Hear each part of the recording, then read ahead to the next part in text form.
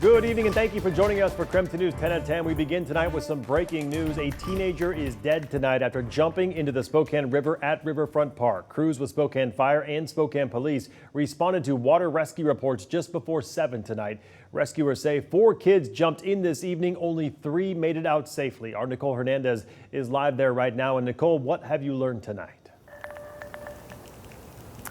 So, Mark, those 4 teenagers ended up jumping off of the bridge right behind me here at Riverfront Park. It's the Orange South Howard Bridge right here in the middle of the park. One of them ended up getting stuck on the grate just about 100 or so feet away from where they jumped in. It took about an hour before rescuers were able to pull him out of the water. Before the sound of emergency vehicles, I mean, it was pretty messed up. Riverfront Park filled with cries for help. All of a sudden, we hear like screaming and someone saying, "Help me." Isaiah Battles was in the park when the 4 teenagers jumped into the Spokane River. I mean, I was taking my stuff out of my pockets. I was gonna jump in, but he was gone. The Spokane Fire Department says they got the call at 6:58 and were here within 4 minutes. The dive team from the Sheriff's Office and then our water rescue team and the Spokane Valley Fire Department water rescue team responded. But it wasn't until almost an hour later the dive team was able to pull the teenager out of the water. When you get this cold of water, it can take over. It can essentially kind of freeze your muscles. You can panic, that it's hard to breathe.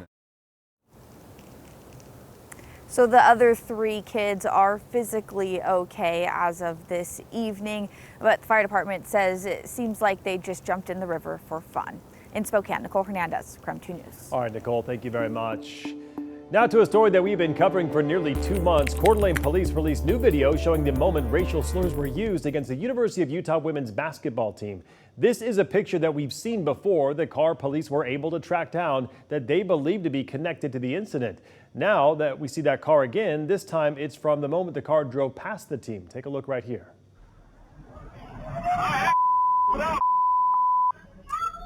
So earlier this week, 18-year-old Anthony Myers admitted to yelling racial slurs out of that car. The prosecutor's office had it in their report on Monday, but it was so explicit there just wasn't a way that we could share more than what we just saw on TV.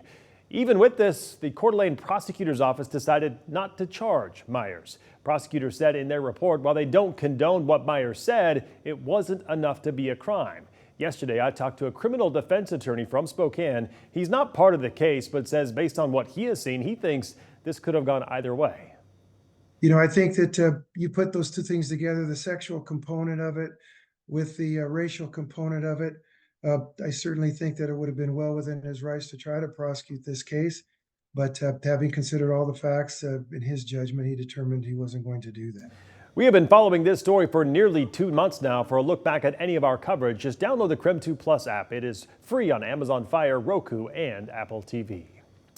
New tonight, the Spokane NAACP is drawing attention to flyers and graffiti found around town promoting the white supremacy group Patriot Front. The organization posted these photos on Instagram with the caption that said in part, "The fact that hate groups can post recruitment flyers and graffiti without any consequences in our city sends a message of implicit acceptance and tolerance," unquote. This isn't the first time that flyers or stickers from the group have been found in the area. Less than a month ago, stickers were found in Wallace, Idaho. The community was quick to remove them, saying those ideals are not welcome there. All right, switching gears to talk weather. Temperatures on the rise this week, along with sunshine and clear blue skies. Let's get straight to Chief Meteorologist Jeremy Legoo. And Jeremy, tomorrow kind of seems like it starts our warm-up. Yeah, tomorrow we turn the corner in a big way. Believe it or not, right now we're still pretty mild, 56 degrees, and those temperatures just continue to slide tonight. But we do have a little bit of that cloud cover still lingering overhead, so I think we fall down to about 40. But as the sun comes up tomorrow, the clouds will be a distant memory. It is nothing but sunshine as this ridge of high pressure just out to our west takes over. As that slides over the top of us, we're talking clear skies and increasing temperatures. Tomorrow morning, we wake up to temps around 40 degrees. But with that sun, we climb quick, seriously quick. By noon, we're already up near 60, and by the afternoon, we're topping out in the mid-70s. Not near 60. By noon, we're over 60. We get even warmer on Friday. Temperatures soar up into the 80s, and it looks like all of that warmth tends to stick around right through the weekend. Saturday, 82 degrees with Sunday looking very similar. We are headed into a very summer-like stretch of weather. All right, sounds good. Jeremy will check back in with you later in the show. Now to our night beat with a quick look at today's top stories. Spokane's mayor announcing this afternoon she plans to remove the community safety levy from the upcoming August ballot. Mayor Brown rolled out that levy last month to address the city's $50 million budget deficit. But now she says it's best to postpone the levy as the city is performing the mid-year budget review. She still believes the city needs the levy, but wants to take more time to make sure the community understands the implications of it passing or failing. Brown says doing this by August is too ambitious. Let's get through the mid-year budget review. We're putting forward proposals to the council on efficiencies and potential reductions that the council may or may not take. I think we need to get through that process and through this more extensive process of meeting with neighborhoods and community organizations. She says the levy may end up on the November ballot for the general election, but that decision will be made after the mid-year budget review is complete. Spokane police arrested a man accused of shooting another person in the head with a pellet gun. It happened on 29th and Ray on Spokane South Hill earlier today. When police arrived, they say the victim's car had the driver's side window shot out. Police believe it was road rage. The suspect was booked into the Spokane County Jail on a charge of second-degree assault. The victim was treated for minor injuries. The man who killed an elderly Deer Park man almost 2 years ago will spend the rest of his life in prison after a Spokane County judge found him guilty. In December 2022, Spokane County deputies found 83-year-old Richard Purdy dead in his home, and they noticed signs of a burglary. Days later, Spokane police arrested Gary Alt. Investigators tied Alt to the murder through DNA found on a knife at the crime scene. And that was your Night Beat. To learn more about any of these stories, just head to our website. That's KREM.com. Chad Daybell's murder trial is about halfway over tonight. He's accused of killing his wife, Lori Vallo's son, JJ, and daughter, Ty Lee. Today was an emotional day in court with multiple jurors crying as they were shown photos of the children's bodies. 6-year-old JJ was covered in plastic with duct tape across his mouth. An Ada County forensic pathologist took the stand today to address scratches found on his neck. It's important in this case, considering there's a white plastic bag over his head. Or these scratch-like abrasions from the individual putting the plastic bag over his head.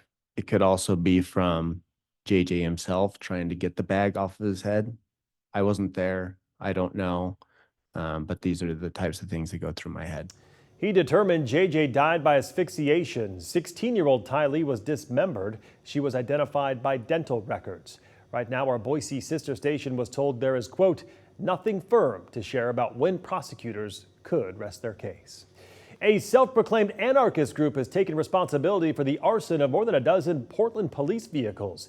This is video of one of the cruisers on fire after a march in downtown Portland last week. The group posted online referring to the pro-Palestinian demonstrations at colleges across the nation, specifically at Portland State University.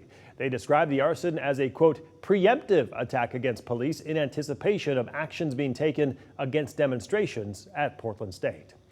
Meantime, the Secretary of Defense confirming the U.S. has put a hold on some weapons deliveries to Israel. They are doing so out of concern for what the weapons could do in densely populated areas of Rafah. We do not believe Israel has presented a credible humanitarian plan that would account for both the potential harm to civilian life of an operation in such a crowded area or for properly evacuating and caring for the over 1 million people who are there. The Biden administration pushed Congress to pass a bill authorizing billions of dollars of military aid for Israel. Now Republican leader Mitch McConnell and House Speaker Mike Johnson have sent a letter to President Biden demanding answers for why that aid is held up.